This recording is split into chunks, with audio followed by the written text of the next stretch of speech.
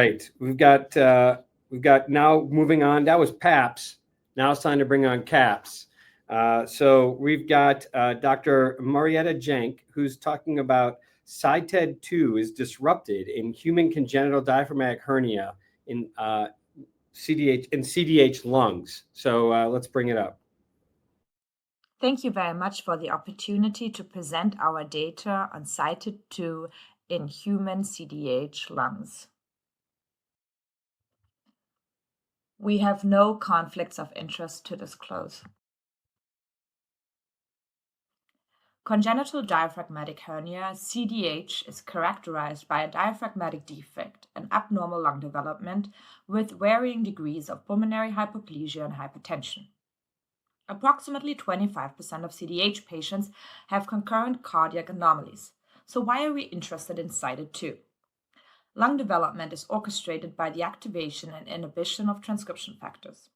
SITED2 is a transcriptional modulator and can be induced by hypoxia, interleukins, interferon gamma, TNF-alpha, and LPS. It binds with high affinity to coactivators, regulating transactivation of multiple transcription factors, such as HIF1-alpha, NF-kappa B, PPR-gamma, and SMAT2 and 3. SITED2 null mutant mice and rats are embryonic and perinatal lethal, or in the case of the rats, die within the first few hours after birth, exhibiting lung and cardiac anomalies. SITED2 is required for lung maturation and is detected in the septum transversum of the developing diaphragm. SITED2, therefore, is critical for the development of heart, lung, and diaphragm, and therefore an interesting candidate in the pathogenesis of CDH. We previously published our results on SITED2 in the nitrophin rat model.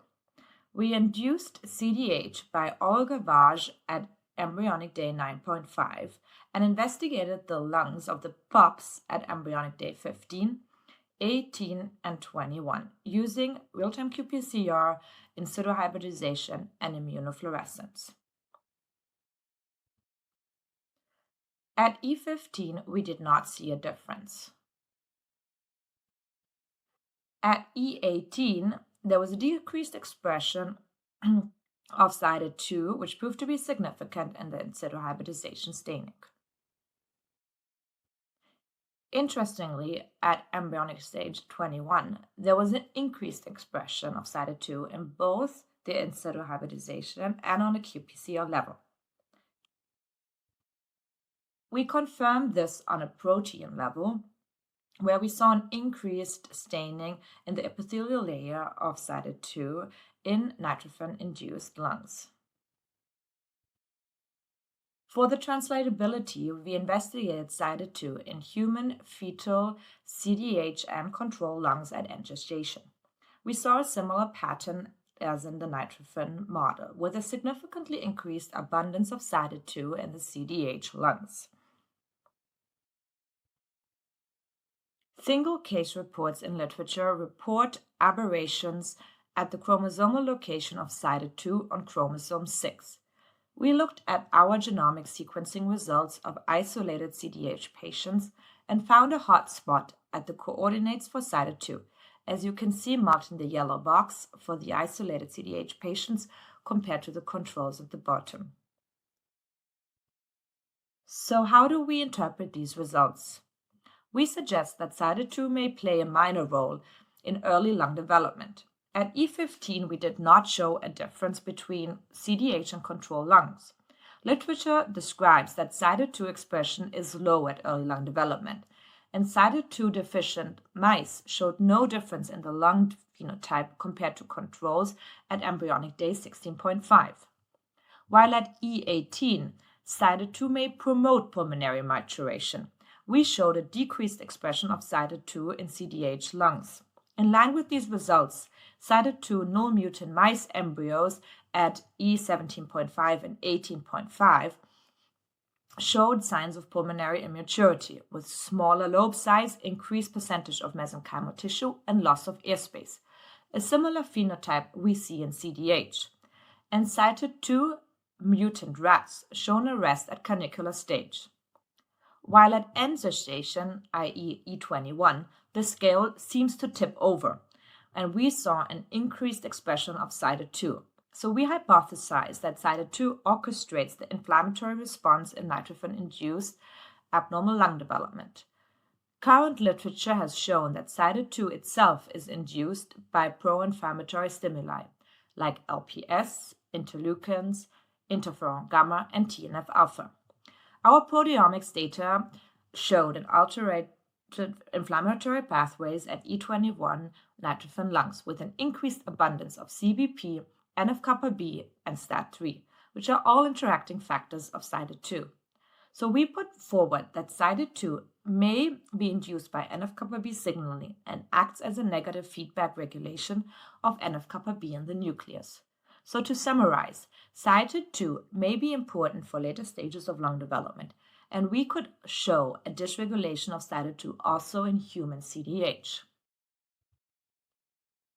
I would like to thank the team who helped me realize this project and you for listening.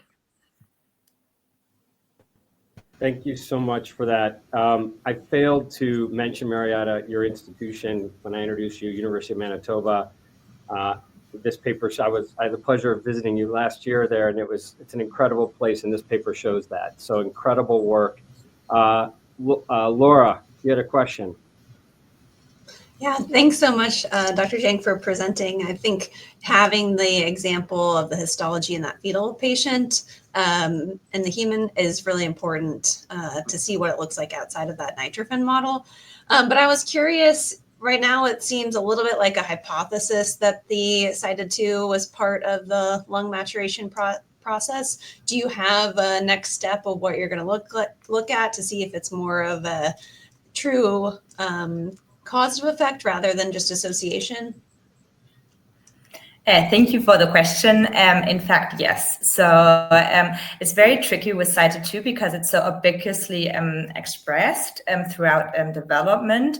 But we, in fact, are collaborating with Kansas University for a CRISPR-Cas9 SIDA2 mutant rat, because that's always a little bit tricky when we talk about the nitrogen model, is that we don't have, we can't use mice as efficiently as the rat. And so we are happy to be collaborating and looking closer at the lung morphometry throughout development. And as you say, to kind of pinpoint the hypothesis whether it is an effector of inflammation, so whether inflammation induces SIDA2 or whether SIDA2 kind of inhibits via negative feedback loop when there is an inflammation, which is a hypothesis in the pathogenesis of abnormal lung development at late gestation in CDH. Perfect timing. Great paper. Thank you very much. All right. Thank you so much.